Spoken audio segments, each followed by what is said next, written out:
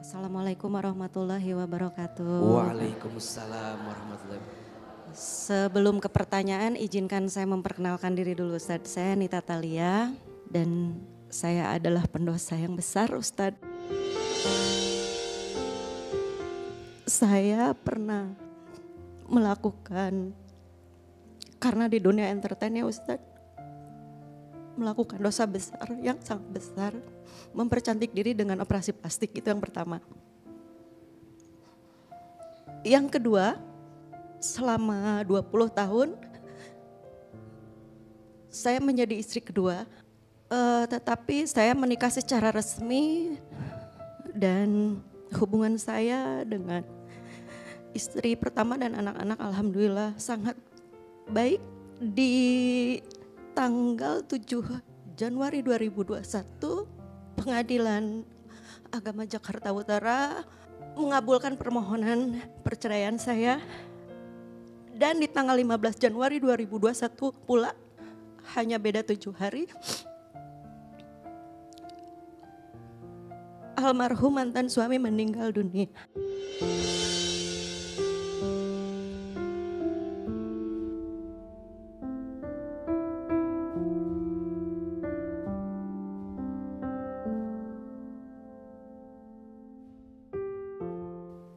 Setelah meninggal,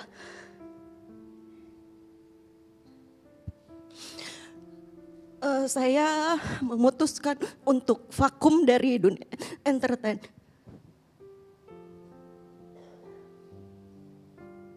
Saya juga pernah divonis dokter sakit yang sangat parah di tahun 2010, yaitu gangguan syaraf otak stadium akhir. Selama 3 tahun, hampir 4 tahun ini, saya berusaha keras untuk tidak mau melanjutkan karir saya lagi.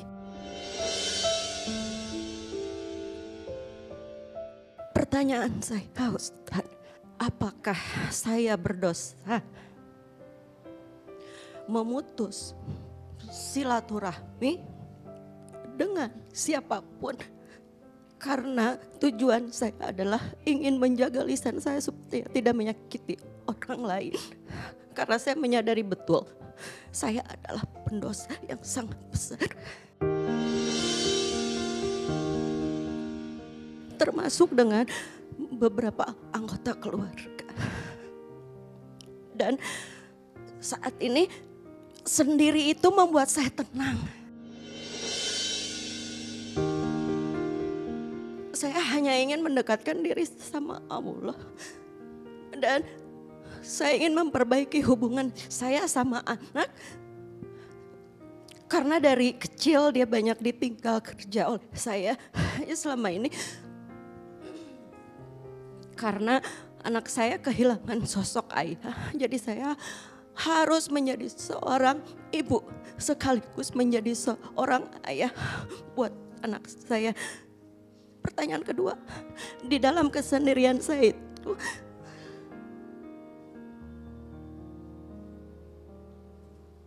saya berusaha untuk bertobat. Apakah tobat saya diterima? Ustaz, itu aja. Assalamualaikum.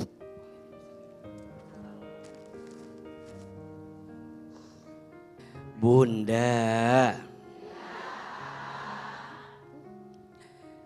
setiap orang itu punya masa lalu. Tapi percayalah, setiap orang itu punya masa depan yang akan mengantarkan kebaikan dalam hidupnya. Jangan pernah terpuruk dengan masa lalumu. Jangan pernah terjatuh dengan apa yang sudah pernah terjadi denganmu di masa lalu. Percayalah, bagaimanapun semua yang sudah terjadi itu akan jadi pelajaran terbaik untukmu. Sering AA sampaikan, Allah itu lebih mencintai orang yang banyak dosa kemudian dia bertaubat daripada orang yang soleh sedangkan dia merasa tidak punya salah dalam hidupnya. Dan kadang untuk bisa menjadi pribadi yang lebih baik, kadang kita harus meninggalkan situasi dan lingkungan yang tidak baik, betul? Maka beliau bertanya, "Aa, boleh enggak aku meninggalkan, mohon maaf, lingkunganku yang mungkin membawaku tidak baik? Boleh atau tidak?" Boleh. Berdosa tidak? Tidak. Menjaga jarak dari lingkungan yang tidak baik bukan memutuskan silaturahmi, tapi menjaga hati agar kebaikan kita semakin mendatangkan kebahagiaan untuk kita. Makanya Umar bin Khattab radhiyallahu an pernah menyampaikan, tinggalkan semua yang menyakitimu, fokuslah dengan semua yang mencintaimu. Terus yang kedua, "Aa, apakah taubat saya akan diterima oleh Allah?" Jawabannya, taubat itu syarat diterimanya ada 3. 1, menyesal. Jadi kalau ingat dosa di masa lalu, nyesel. Dan yang paling kelihatan, orang itu kalau ingat dosanya mudah menangis. Maka jangan pernah bilang cengeng sama orang yang sering nangis kalau ingat dosa. Yang kedua, berhenti. Kalau tahu itu dosa, tinggalkan. Dan yang ketiga, berjanji agar ke depan hidup kita lebih baik dan memperbaiki semua yang sudah terjadi itu. Maka insya Allah hidup harus terus melangkah. Kanita jangan menyesali semua apa yang sudah terjadi. Ada satu hal yang juga mungkin tidak banyak orang yang tahu Kanita, bahwa Kanita ini pernah membangun masjid kalau tidak salah. Kemudian karena beliau sempat juga divonis sakit kalau tidak salah Kanita. Boleh diceritakan Kak seperti apa prosesnya? Saya divonis sakit gangguan syaraf otak stadium akhir waktu 2010. Selama 10 tahun lamanya saya melakukan pengobatan dan alhamdulillah sekarang dinyatakan pulih total. Dengan setiap hari saya harus meminum obat dan saya berobat ke 2 dokter, yaitu dokter ahli syaraf otak sama psikiater juga. Dan Masya Allah, Allah ternyata sayang sama saya Ustaz. Saya sekarang sembuh total. Dan kalau untuk semua amal baik saya mohon maaf. Biar tidak perlu diekspos aja. Jadi masjid yang dibangun itu di daerah mana kalau boleh tahu, izin sedikit? Di beberapa kota di Jawa Barat. Masya Allah. Baik, ini juga yang ingin Ahilman tebalkan kepada semua ya. Bahwa kebaikan yang kita lakukan saat ini bisa menutupi keburukan kita di masa lalu. Kata Nabi SAW, wa'at bi'is sayyi'ata bil hasanati tamhuha. Dan ikutkanlah kebaikan setelah keburukan. Niscaya kebaikanmu bisa menutupi keburukanmu. Jangan pernah menjudge tentang pribadi seseorang.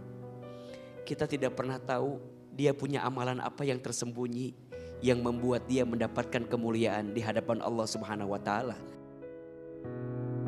Jangan suka menilai seseorang tentang surga dan nerakanya, karena kita tidak tahu amalan apa yang dia miliki sehingga dia mendapatkan kebaikan di sisi Allah Subhanahu wa taala. Mudah-mudahan semua yang sering dan masih merasa bimbang, gelisah dengan masa lalu yang buruk, lebih semangat untuk lebih melangkah ke depan. Karena rahmat kasih sayangnya Allah lebih besar daripada keburukan kita di masa lalu. Insya Allah. Saya mengunfollow teman-teman non-muhrim. Mungkin mereka bertanya-tanya, mungkin ada yang menganggap saya sombong mungkin ya. Ya saya juga tidak tahu kenapa. Keinginan itu datang dengan sendirinya aja gitu. Bahwa saya nyamannya tuh kayak gini. Dan itu membuat saya jauh lebih tenang.